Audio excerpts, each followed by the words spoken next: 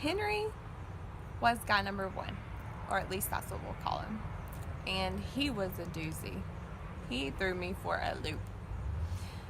So, what happened with him was he came into my life when I was just getting back into dating.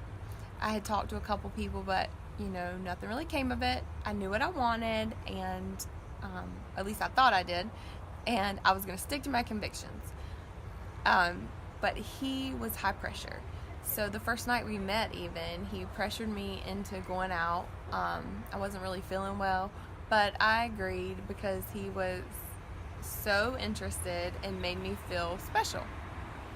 Issue number one, I was in a vulnerable place, so I allowed someone to push me past what I really wanted. I've learned since then not to do that. Also, first night we met, he wanted a commitment of a relationship. And for me, I was like, I don't know about that. But at the moment, there was no one else I was interested in, and it was fun. So whatever, he was funny, he was fun, I thought he was cute, and he was really into me, and that was kind of nice. So I went for it. I said, okay, we'll see what happens. No harm done if it doesn't work out, right? Wrong. There's always harm done when you let someone into close spaces in your life. Anyway, so Henry and I dated about a month and a half, and it was fun most of the time. It was really fun. We would do things, we would laugh. He always fed my self-esteem and my ego.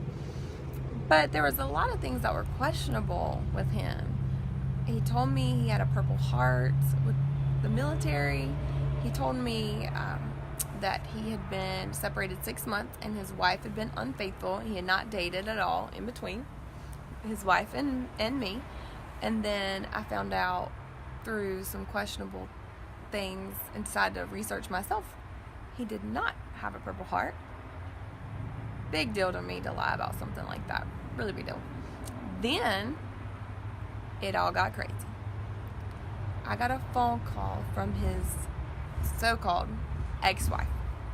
And I found out that they had still been communicating, and she had not been unfaithful at all. And in fact, he was the reason they split up, and they were still talking and trying to work through things. So, needless to say, that relationship did not work out, and the lessons I learned was not to let people rush me. And if they're that desperate to get in a relationship or to push for more than you're ready to give them, there's a reason why. With him, he was trying to replace his wife. He wanted that person. He needed that person there. And I was meeting that need. But I never think about him anymore.